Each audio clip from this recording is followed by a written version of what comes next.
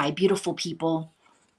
I really attempted on my walk to have a casual conversation on this, and not only it was loud, it didn't work. And so I had to come back here and type up some material. And I'm really going to try very hard to keep this simple because every time I go into the self worth topic, I just go almost, I don't know, into a rampage of just the different areas that I want to address. So basically, what I wanted to say is, so good luck to me.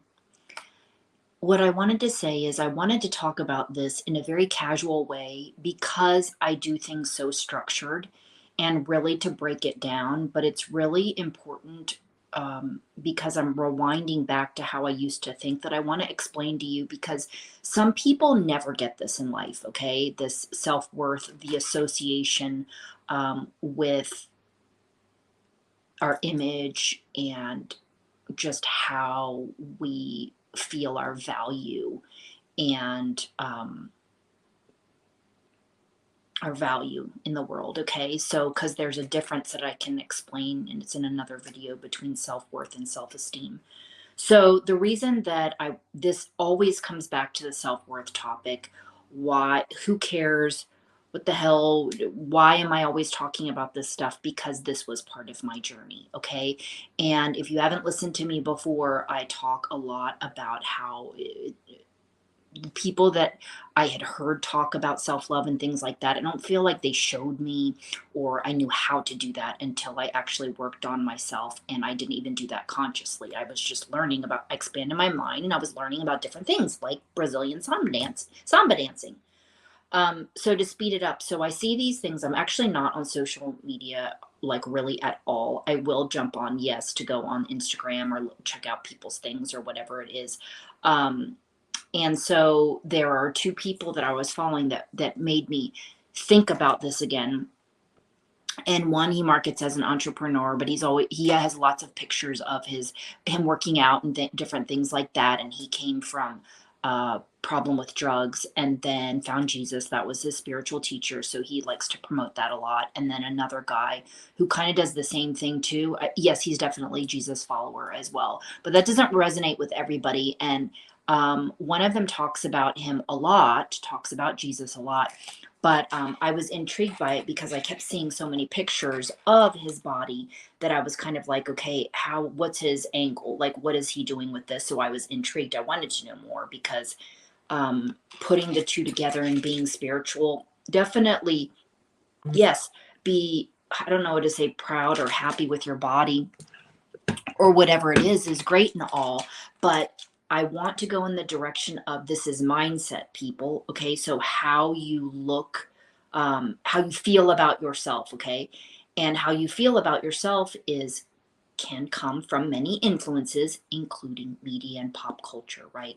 We've seen for a very long time, all of us, physical images out there now with social has almost, I don't even know to say, perpetuated more of that culture, but I keep seeing these certain things.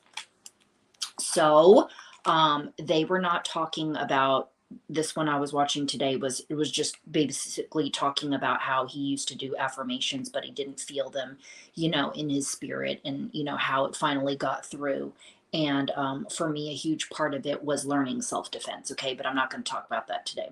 So what I want to say is to go from a place of, you are trained, because we grow up with all these outside influences and outside noise, to say, this is how you're supposed to, right? Act, live your life, be according to these standards, right? Which is also why we compare ourselves to other people. Not everybody is like this, okay? I get that. But I want to give the example of, because there's many different examples, is that the importance of feeling the worth, because our culture doesn't exactly encourage personal growth and all these sorts of things. In some ways it's changing, right? But sometimes it's not. But because the focus is on the exterior, we aren't really working on ourselves necessarily, right? I'm sure you've known some people that get away with basically just being hot, sexy, whatever, and there's some things in their character that are problematic, but they don't end up having to work on themselves because the person doesn't care, right? Okay, I'll still be with you, I'll still bang you, whatever, it doesn't matter, right? Okay, so this is leading into partner selection, okay? So significant, getting married, whatever it is, okay? So back in the day, again, parts of the whole this is what you do. Go to college, get married, have kids, have this certain lifestyle and all that sort of stuff, right? It was pretty rare for somebody to be like, I'm happily single. You didn't really hear of it. In fact, you were actually judged upon uh, for basically you could suck, right? You're not with somebody, like nobody wants you, you must suck. And it's kind of like a on the down low, like it's the energy, right? It's the energy of it. And when people would say they got a divorce, people would be like, oh, I'm sorry. When the other person might be rejoicing, right? Because it was a good thing. So I think that the younger kids that are now realizing, like they're seeing these things either from their parents or whatever, realizing, maybe they want to go and travel and they want to do these sorts of things and they don't want to get married right away. Maybe having, multiples or whatever it is, relationships or whatever it is, right? Because it was always the focus on finding the one's going to complete everything. You're going to be happy, blah, blah, blah, forever.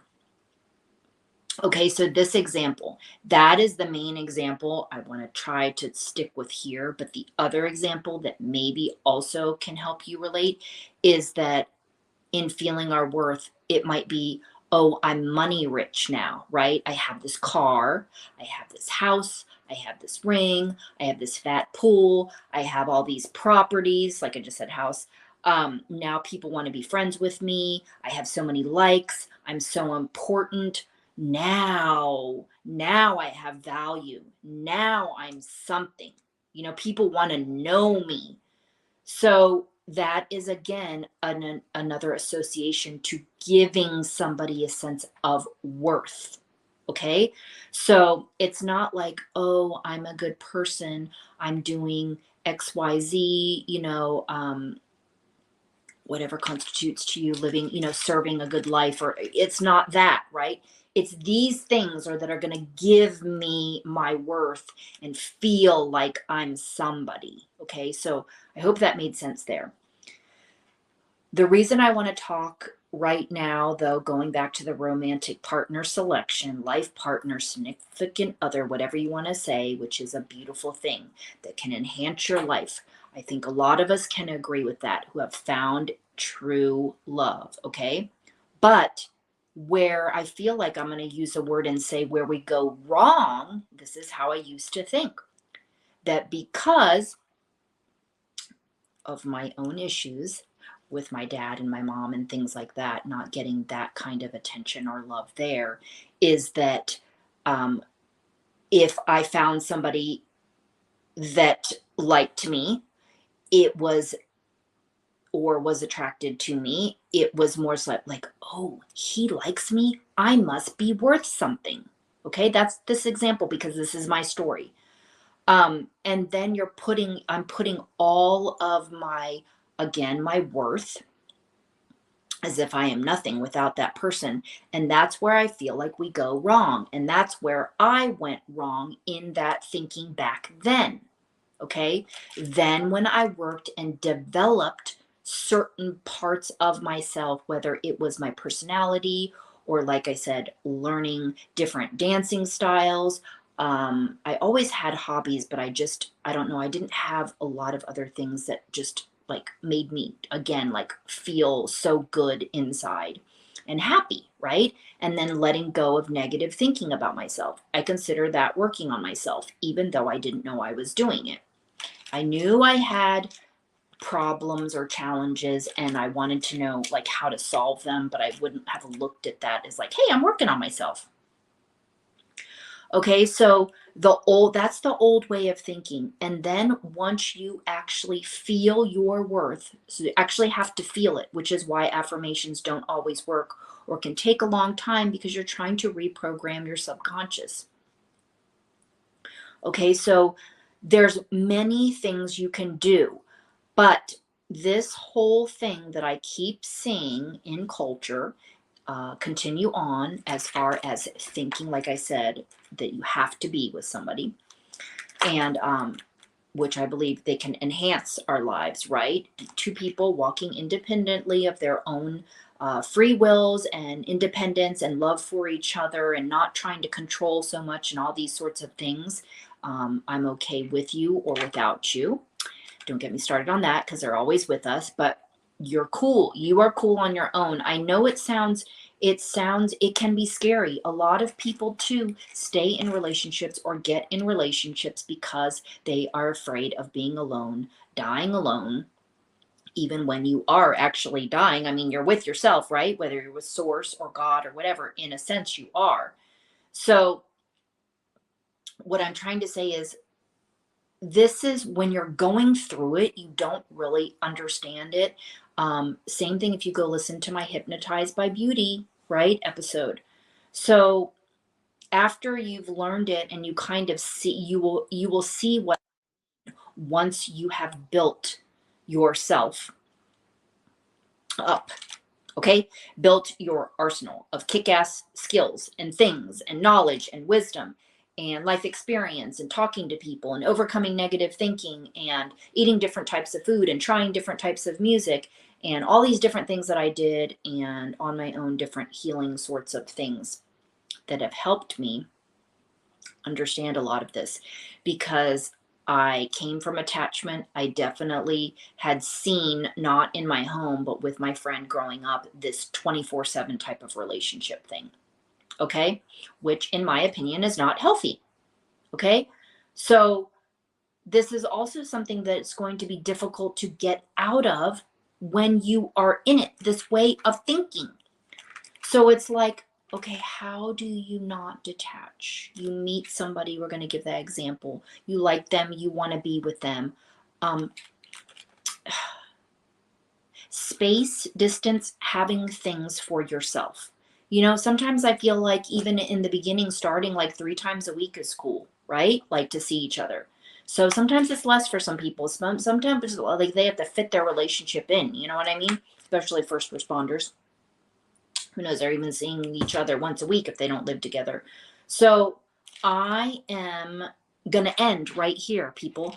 And because I will just go on and on, which I've already talked about this before. I just want to talk about it again because I see it still going on in culture. I see it with family members. I see this whole, when I ask them what they want the relationship for, what they think it's going to do, or I already hear them speaking about, oh, will I ever meet somebody who does this and this and this and that and whatever?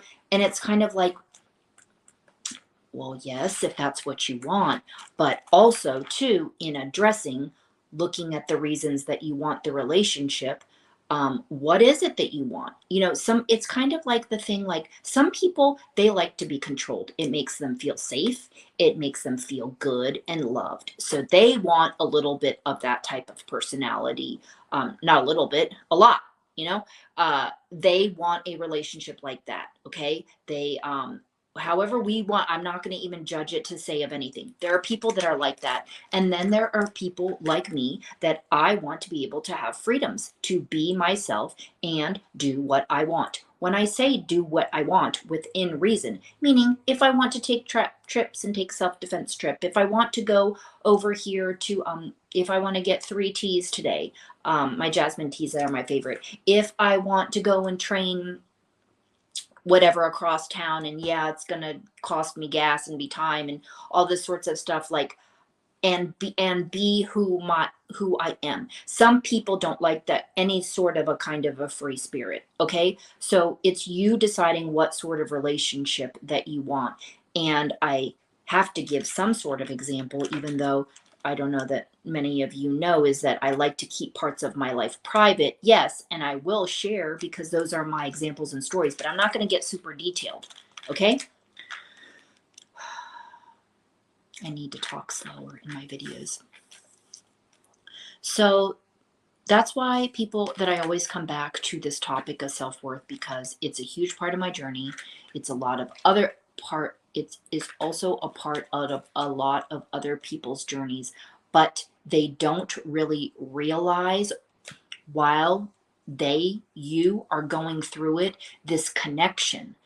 I just think that we are slammed, body slammed with images of beautiful people, which we always will be, all over the internet, and seeing also too that people's issues, those two people that I was just talking about, they actually came from issues with drugs.